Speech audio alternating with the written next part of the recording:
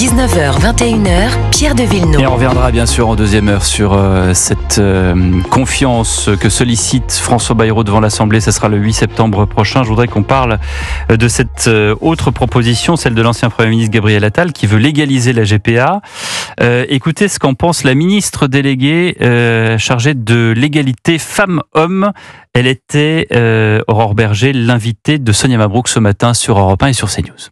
Je considère que le corps des femmes, la dignité des femmes et la dignité humaine est totalement contraire à la question de la gestation pour autrui. Je ne nie pas le désir puissant d'enfant qui peut exister. J'ai désiré puissamment devenir mère. Je suis devenue mère et je peux totalement comprendre la douleur de celles et ceux qui n'arrivent pas à être parents. Donc jamais je ne remettrai ça en cause. Par contre, je ne souhaite pas que pour répondre à ce désir d'enfant sincère qui peut exister, on mette en balance la question du corps des femmes et de la dignité humaine. Jean-Michel Salvatore, est-ce que cette proposition de Gabriel Attal, d'abord, sur la GPA, vous a surpris quand elle est sortie ? Ah oui, ça m'a surpris parce que bon, c'est un débat. Bon, ça existe dans de nombreux pays, donc c'est un débat qui peut se justifier. C'est pas un débat médiocre. Mais ce que je trouve bizarre, si vous voulez, c'est de faire cette proposition. Maintenant, alors que on a des priorités qui sont beaucoup plus importantes, plus urgentes en tout cas. Plus urgentes.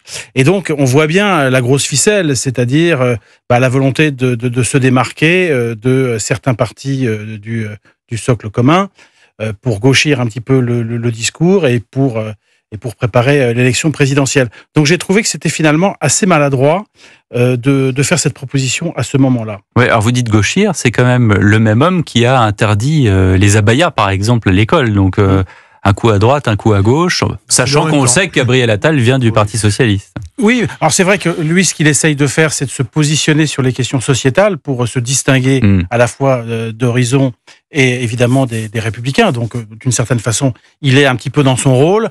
C'est aussi l'essence du macronisme, que d'être à la fois libéral sur le plan économique et puis sur le plan des mœurs. Donc ça, on peut tout à fait le comprendre. Ce qui est même si Emmanuel Macron a été quand même assez muet sur ces sujets-là. Oui, mais sur la PMA, par exemple. Bon, oui, mais c'est récent. Bon. Et c'est vrai que Gabriel Attal a pris des positions assez courageuses sur la défense des homosexuels, etc. Donc bon, évidemment qu'il est vraiment dans son rôle et je dirais dans sa zone de confort, mais on ne comprend pas cette prise de position à ce moment-là.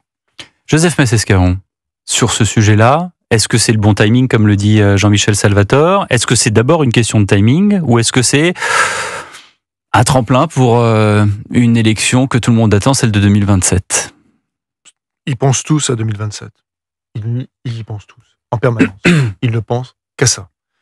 Gabriel Attal ne pense qu'à ça. Et d'ailleurs, l'annonce arrive à peu près au même moment où il annonce aussi que sa formation politique va changer de nom pour la énième fois. C'est-à-dire que c'était En Marche, et puis La République En Marche, et puis Renaissance, et puis Obsolescence. Enfin, je ne sais pas comment il va choisir. Mais donc, très, très franchement, ou Déliquescence, voilà. Mais c'est les deux, le mouvement est tout à fait, en effet, avec beaucoup de cynisme, et choisi. Voilà, c'est ce moment-là. Parce que, très franchement, la plupart, l'immense majorité des Français, d'accord, c'est une question qui est une question secondaire. Mais quand je dis secondaire, c'est très, très, très, très, très, très loin de leurs préoccupations. Là, on a vu, je crois que c'est JD News qui faisait sa une sur l'état de délabrement total de l'éducation nationale, la catastrophe de l'éducation nationale. Mais il y a par exemple aussi une question dont on ne parle jamais, même dans les présidentielles, c'est la question du logement, qui est dramatique pour les Français. C'est une question dramatique. Médis Casbarian qui avait quand même réussi à en parler un peu avant d'être dégagé.